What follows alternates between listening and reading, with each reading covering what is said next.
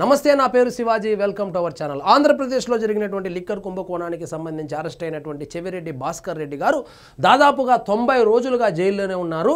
So ఆ liquor కుంభకోణానికి మొత్తానికి కర్త కర్మ క్రియ రాజ్ కసిరెడ్డి అయితే, రాజ్ కసిరెడ్డి వసూలు చేసినటువంటి డబ్బులు ఏవైతే ఉన్నాయో ఆ డబ్బులను అంతిమ లబ్ధిదారుడికి అందించడము, అదేవిధంగా సిద్ధం సభ ఏర్పాట్లు చూసుకోవడము, ఆ డబ్బులతోనే ఓట్లు కొనుగోలు చేయడం, ముఖ్యంగా రాయలసీమ, నెల్లూరు మరియు ఒంగోలు పార్లమెంటు పరిధిలోని 2024లో వైఎస్ఆర్సీపీ పార్టీ తరపున పోటీ చేసినటువంటి అభ్యర్థులు ఎవరైతే ఉన్నారో వాళ్లకు ఆర్థికంగా ఈయనే ఆదుకున్నట్లు తెలుస్తోంది. ఈయన ఆదుకోలేదు, మందుబాబుల డబ్బులను రాజ్ కసిరెడ్డి వసూలు చేస్తే దాన్ని తీసుకొని వెళ్ళి వాళ్లకు అందజేయడం జరిగింది. ఇందుకు సంబంధించి ఆయన ఆస్తులు కూడా అటాచ్ చేశారు. సో స్వామి భక్తిలో భాగంగా కొంత సైడ్ చేసినట్టున్నాడు. సో ఆ సైడ్ చేసినటువంటి డబ్బులు ఏవైతే ఉన్నాయో, అంటే రాజ్ కసిరెడ్డి ఇచ్చినటువంటి మొత్తం డబ్బులను అంతిమ లబ్ధిదారుడికి చేర్చకుండా రాజ్ కసిరెడ్డి ఇచ్చినటువంటి మొత్తం డబ్బులు ఏవైతే ఉన్నాయో దాన్ని మొత్తాన్ని నియోజకవర్గ స్థాయిలో అప్పుడు పోటీ చేసినటువంటి వాళ్లకు చేర్చకుండా కొంత మొత్తంలో ఈయన నొక్కేసి ఈయన దాన్ని బ్లాక్ మనీని వైట్ మనీ చేసుకోవడానికి రియల్ ఎస్టేట్లో ఇన్వెస్ట్ చేసి భారీగా భూములు కొన్నాడని చెప్పి ఆరోపణలు కూడా ఉన్నాయి. అందుకు సంబంధించి దాదాపు 64 కోట్ల రూపాయలు విలువ చేసేటువంటి ఆస్తులనైతే జప్తుకు కూడా రంగం సిద్ధమైంది. అదేవిధంగా చెవిరెడ్డి భాస్కర్ రెడ్డి గారికి, అంటే 90 రోజులుగా జైల్లో ఉన్నటువంటి చెవిరెడ్డి భాస్కర్ రెడ్డి గారికి మళ్ళా రిమాండ్ పొడిగించారు.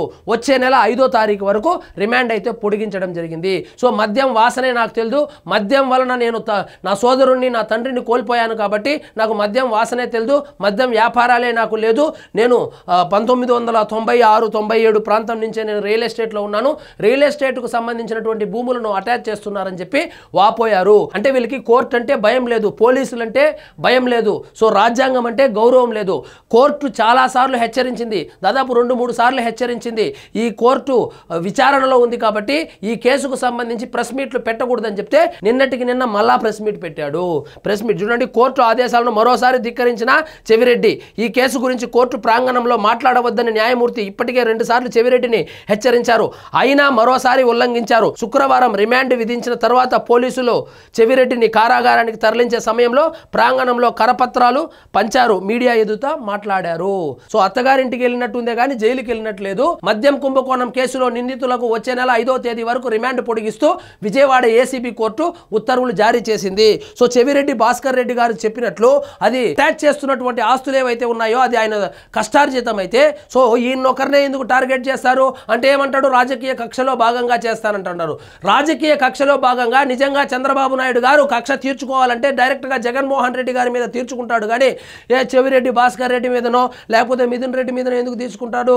కాబట్టి చిన్న లాజిక్ ఎట్లా మిస్ అవుతారో అర్థం కావడంలే. శుక్రవారంతో నిందితులకు రిమాండ్ ముగియనుండడంతో వీరిని ఏసీబీ కోర్టు న్యాయాధికారి ముందు హాజరుపరిచారు. రిమాండ్ విధింపుపై నిందితుల తరపు న్యాయవాదులు అభ్యంతరం వ్యక్తం చేశారు.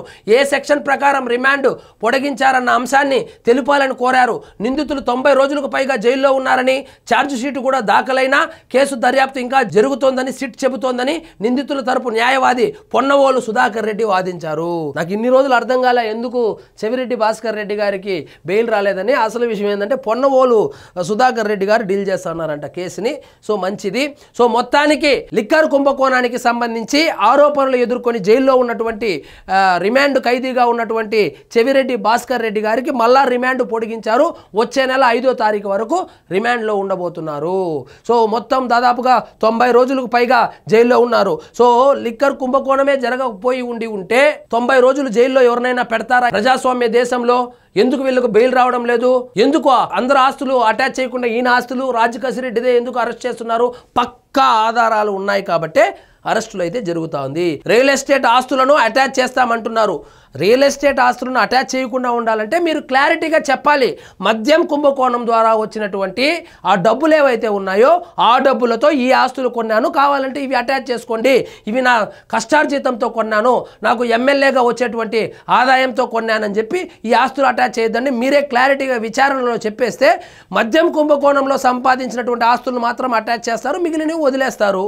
సో 1996 నుంచి రియల్ ఎస్టేట్ వ్యాపారం చేస్తున్నాం. 2019లో వైకాపా ప్రభుత్వం వచ్చిన తర్వాత ప్రారంభించలేదు. దీనికి మద్యానికి సంబంధం లేదు. కానీ సిట్ జప్తు చేస్తామంటున్న ఆస్తుల్లో 100 ఏళ్ల నాటి పూర్వీకుల ఇల్లు ఉంది. పూర్తిగా మాస్టర్ ప్లాన్ రోడ్లో పోయిన 2 ఎకరాల స్థలాన్ని 35 కోట్లుగా చూపించారు. ప్రతిపక్షంలో క్రియాశీలకంగా ఉన్న నాలాంటి వారిపై ప్రభుత్వం మాట విని అధికారులు కక్ష సాధింపు చర్యలు చేపట్టడం అన్యాయం.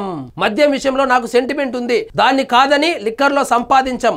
సో ఈయన సెంటిమెంట్ డైలాగు పాడిందే పాడరా పాసిపల్ల దాసిరే అన్నట్లు ఈయన సెంటిమెంట్ ప్రతిసారి లోపలికి పోయి బయట వస్తానే ప్రెస్ మీట్ పెడతాడు.